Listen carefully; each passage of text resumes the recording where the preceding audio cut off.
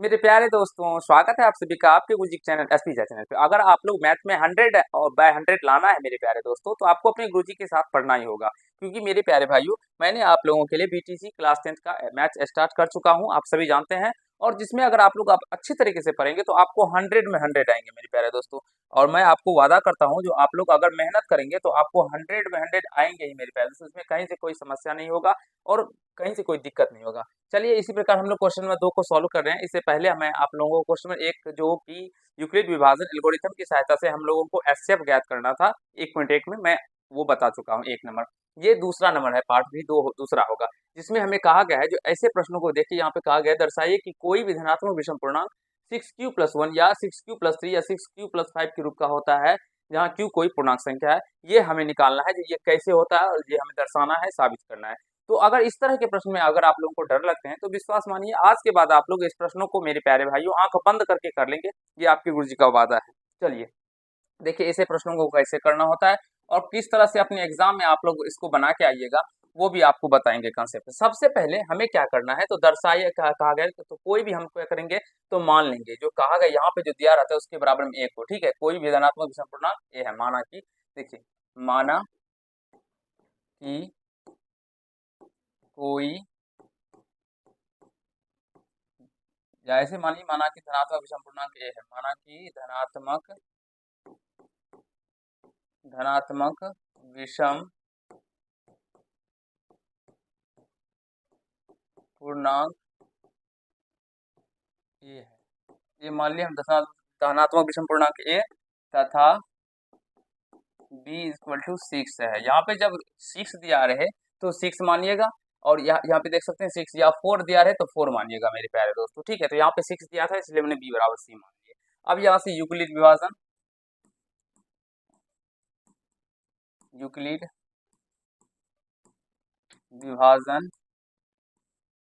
प्रमेयिका से,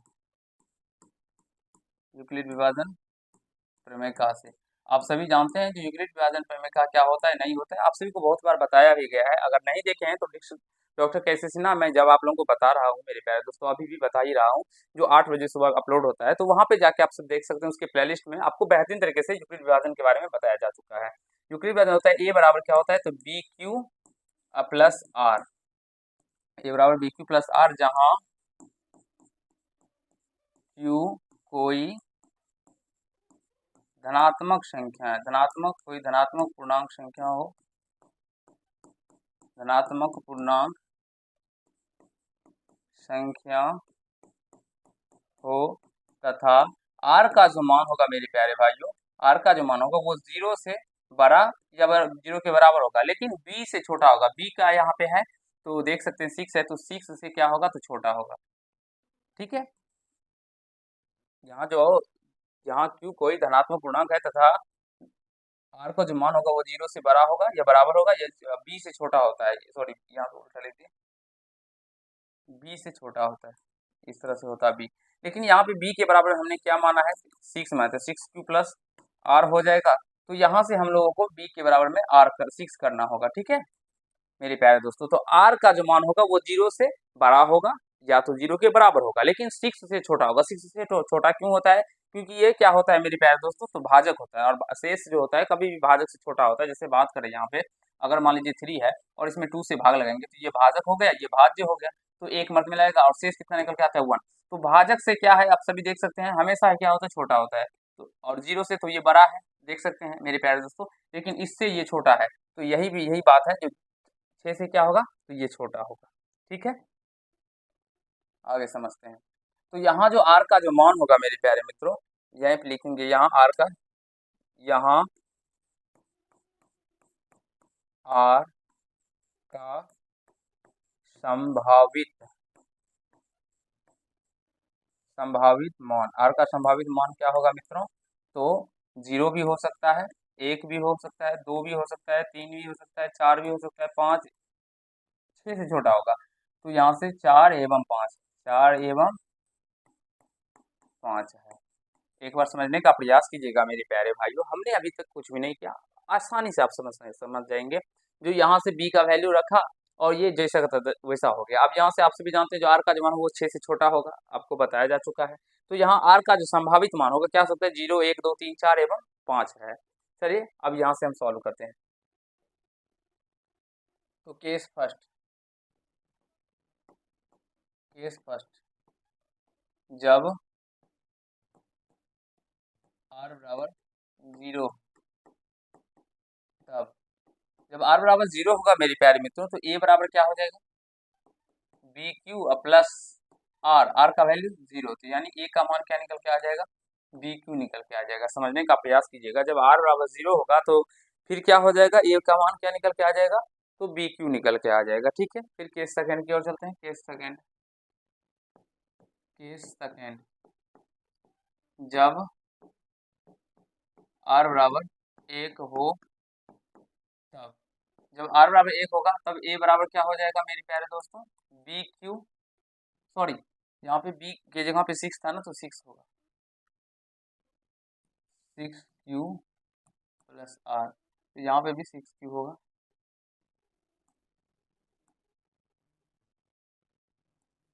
6 क्यू हो जाएगा। और इसी प्रकार से यहाँ पे भी 6 क्यू और प्लस आर का वैल्यू 1, तो ए बराबर 6 क्यू प्लस 1 हो जाएगा। केस थर्ड जब आर बराबर 2 हो, तब हमें आर का सारा मान को यहाँ पे रखना होगा, पुट करना होगा। ए बराबर क्या हो जाएगा, 6 क्यू और प्लस क्या था, यहाँ पे देख सकते हैं आप सभी, 6 क्यू प्लस क्या था मित्रों, 6 क्यू प्लस आर था, तो आर का वैल्यू 2 है तो 2 रखिए, तो 6 क्यू प्लस 2 हो जाएगा। उसी प्रकार जब केस थर्ड में भी करना होगा, केस फोर्थ में, थर्ड तो कर दिया ना, फोर्थ क्या हो जाएगा, जब आर बराबर 3 हो, तब क्या हो जाएगा मित्रों, ए बराबर हो जाएगा 6 क्यू प्लस 3। अभी आपको सारे डाउट्स क्लियर हो जाएंगे और सारे बातों को अच्छे से समझ में भी आ जाएगा। यहाँ तक एक बार आप लोग समझिए और सीखने का प्रयास कीजिए, और मुझे नहीं लगता है कि यहाँ तक आप सभी को समझने में कहीं से कोई आपत्ति समस्या हुआ होगा मेरे प्यारे दोस्तों। ठीक है, थोड़ा सा इसको मैं मूव करता हूँ जिससे आपको आगे बता पाऊँ।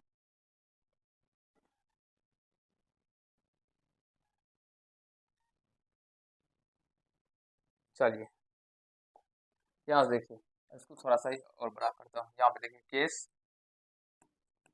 अब 5, केस 5 को में देखेंगे। केस 5 से क्या होगा, जब आर बराबर 4 हो, तब क्या होगा, ए बराबर मेरे प्यारे दोस्तों 6 क्यू प्लस 4 हो जाएगा, 6 क्यू प्लस 4 हो जाएगा। फिर केस 6 जब आर बराबर 5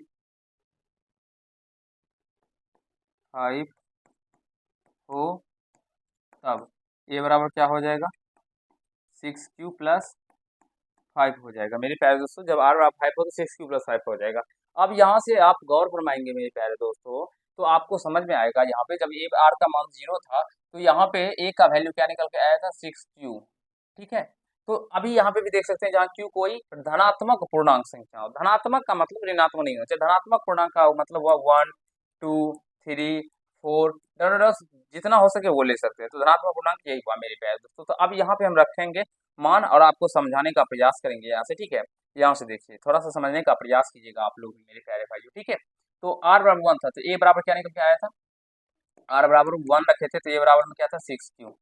जब आर बराबर 2 रखे थे तो ए बराबर क्या निकल के आया था, 6 क्यू प्लस, सॉरी आर का मान 0 रखे थे ना, तो 0 रखने पर 6 क्यू, अब 1 रखे थे ना, तो 1 रखने पर 6 क्यू प्लस 1 आया था, 1 रखे थे ए का मान 6 क्यू प्लस 1, और आर बराबर 2 रखे थे तो ए का वैल्यू 6 क्यू प्लस क्या निकल के आया था, 2 निकल के आया था। आर बराबर 3 रखे थे तो ए का वैल्यू क्या निकल के आया था, 6 क्यू प्लस 3 निकल के आया था। मैं 4 ही लेता हूँ, वहाँ पे केस 6 केस पे ये हुआ है, लेकिन हम 4 ही केस का बात करेंगे यहाँ पे। अब हम क्यू का मान मेरे प्यारे भाई कुछ भी रख सकते हैं, जैसे कि क्यू का मान 1 रखेंगे, 2 रखेंगे और 3 रखते हैं आपको समझाने के लिए। ठीक है, तो जब हम क्यू का मान 1 रखेंगे तो 1 रखेंगे क्यू का मान मेरे प्यारे दोस्तों, तो ये ए बराबर क्या हो जाएगा, तब ए का मान जो है वो ए बराबर क्या हो जाएगा, 1 रखने पे तो ए बराबर 6 हो जाएगा, 2 रखेंगे तो 6 दूना 12 हो जाएगा, 3 रखेंगे तो 6 3 18 हो जाएगा। ठीक है, उसी प्रकार अब इसमें भी रखेंगे, इसमें रखते हैं ए बराबर एक रखेंगे तो एक रखने पे 6 को 1 से 6 प्लस 1 कितना हो जाएगा 7 हो जाएगा। फिर 2 रखेंगे तो 6 दूना 12 1 13 हो जाएगा। फिर 3 रखेंगे तो 7 18 1 19 हो जाएगा। चलिए अब इसमें रखते हैं ए बराबर क्यू, सॉरी ए नहीं क्यू बराबर 1, ठीक है। यहाँ से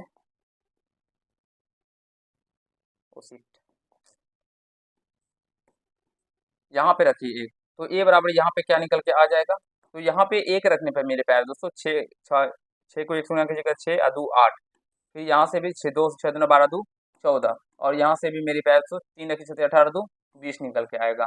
अब यहाँ पे भी रखिए 1 क्यू का मान, तो 1 रखने पे क्या निकल के आएगा 6 और 3 9, 2 रखिएगा तो 6 दूना 12 और 3 15, 3 रखिएगा तो 6 3 18 3 21। मेरे प्यारे दोस्तों ये बताने का मेरा मतलब एक ही है, जो आप सभी समझ पाए अच्छे तरीके से और आपका डाउट्स क्लियर हो पाए। यहाँ पे अगर बात करेंगे तो जब हमने q का मान मेरे प्यारे दोस्तों एक धनात्मक पूर्णांक संख्या रखा, तो आप सभी देखेंगे जो 6q जो है वो क्या निकल के आता है 6 12 18, जो कि धनात्मक सम पूर्णांक का रूप है, धनात्मक सम पूर्णांक का रूप है। और वहीं पे अगर बात करेंगे हम यहाँ पे 6q + 1 मेरे प्यारे दोस्तों देख सकते हैं एक धनात्मक विषम पूर्णांक का रूप आ रहा है, यहाँ पे 7 ये 13 ये 19, और यहाँ पे बात करेंगे फिर ये 6q + 3 का बात करते हैं, तो इसमें भी q के कोई भी मान रखिए आप लोग, तो यहाँ पे देखेंगे ये क्या है विषम संख्या है, ये भी विषम पूर्णांक है, ये भी विषम पूर्णांक है मेरे प्यारे दोस्तों। तो यहाँ से आप सभी कह सकते हैं जो 6q + 1 और 6q + 3 मेरे प्यारे दोस्तों q के किसी भी मान रखने पर ये क्या कर रहा है, तो धनात्मक विषम पूर्णांक का रूप आ रहा है, धनात्मक और क्या आ रहा है, तो विषम पूर्णांक का रूप आ रहा है। आशा करता हूँ यहाँ तक समझ गए होंगे। अब मैं इसे थोड़ा सा मिटा के आगे बताऊंगा आप लोगों को, ठीक है।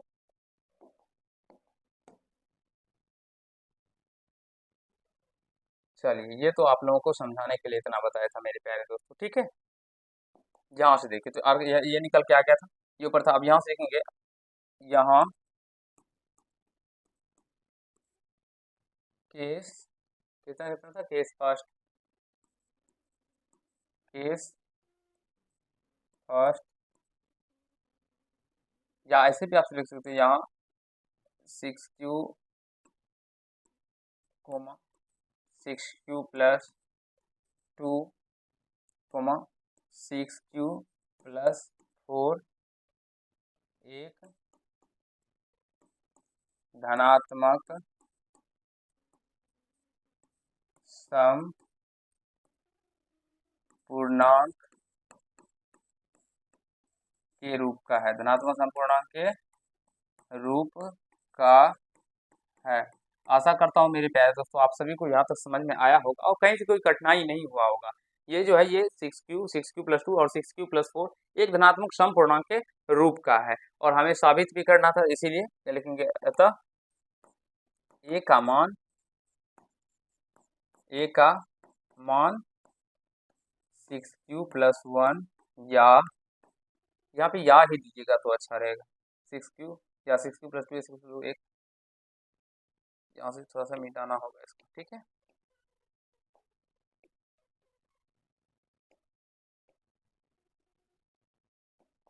या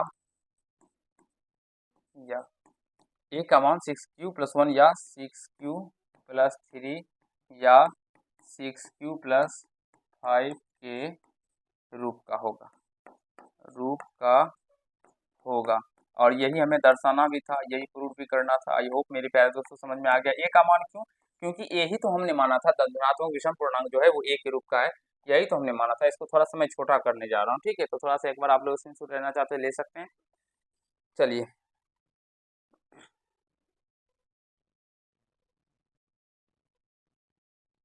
मेरे प्यारे दोस्तों, यहाँ से मैंने जो माना था, जो माना कि धनात्मक विषम पूर्णांक ए है, ए के रूप का ए माना था, तो ए का जो मान निकल के आ गया वो 6q + 1 या 6q + 3 या 6q + 5 के रूप का हो गया, और यही प्रूव करना था। आशा करता हूँ आप सभी को ये क्वेश्चन समझ में आ गए होंगे, कहीं से कोई दिक्कत समस्या नहीं हुआ होगा। मेरे प्यारे दोस्तों अगर समझ में कहीं से कोई दिक्कत हुआ होगा तो कोई बात नहीं, नेक्स्ट क्वेश्चन भी है इसी प्रकार के हैं, तो मैं वहाँ पे भी आपको एक बेहतरीन तरीके से समझाने और सिखाने का प्रयास करूंगा। तो आप लोग डरिए नहीं, और जो भी समझ में नहीं आता है मेरे प्यारे दोस्तों, क्योंकि आप लोग फर्स्ट फर्स्ट अभी तैयारी ही कर रहे हैं, इस तरह के प्रश्नों को आपने कभी बनाया नहीं है, तो जब एक बार दो बार आप लोग इन चीज़ों को से अवगत होंगे तो फिर आपको जाके समझ में आएगा मेरे प्यारे दोस्तों। तो थोड़ा थोड़ा अगर समझ में आता है तो कोई डरने की बात नहीं है, आप लोग प्रैक्टिस कीजिए, मेहनत कीजिए, आपको सारे मैथ समझ में आएँगे।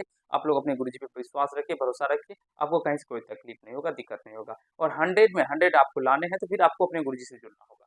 तो चलिए आज के पार्ट में इतना ही करते हैं। अगर आप लोग को चैनल पर नए हैं, तो चैनल को सब्सक्राइब करके बेल आइकन को प्रेस कर लीजिएगा, जिससे मेरे हर एक वीडियो का नोटिफिकेशन आप तक पहुँचता रहे। आज के पार्ट में इतना ही करता हूँ। जो भी मेरे प्यारे भाई-बहन बीटीसी या केसी सिन्हा पढ़ना चाहते हैं, अभी आप लोगों के लिए स्टार्ट हो चुका है। केसी सिन्हा, डॉक्टर केसी सिन्हा क्लास 10th मेरे प्यारे भाइयों, वो 8 बजे सुबह अपलोड होता है और जो बीटीसी क्लास 10th का है, वो मेरे प्यारे भाइयों 6 बजे सुबह अपलोड होता है। तो आप लोग जाके देखिए और मैथ का फुल मज़ा लीजिए। और दो मैं तो बोलता हूँ आप लोगों को, जो दोनों क्लास आप लोग देखिए, क्योंकि जब फ्री में आप लोगों के लिए मिल रहा है, तो देखने में क्या जाता है। अगर आप लोग देखेंगे तो आपका ज़्यादा से ज़्यादा प्रैक्टिस होगा। तो आप लोग देखिए और अपने छोटे भाई-बहन तक भी शेयर कीजिए। बहुत जल्द आपके सारे क्लासेस स्टार्ट होने वाले हैं। तो आज के पार्ट में इतना ही करता हूँ। धन्यवाद।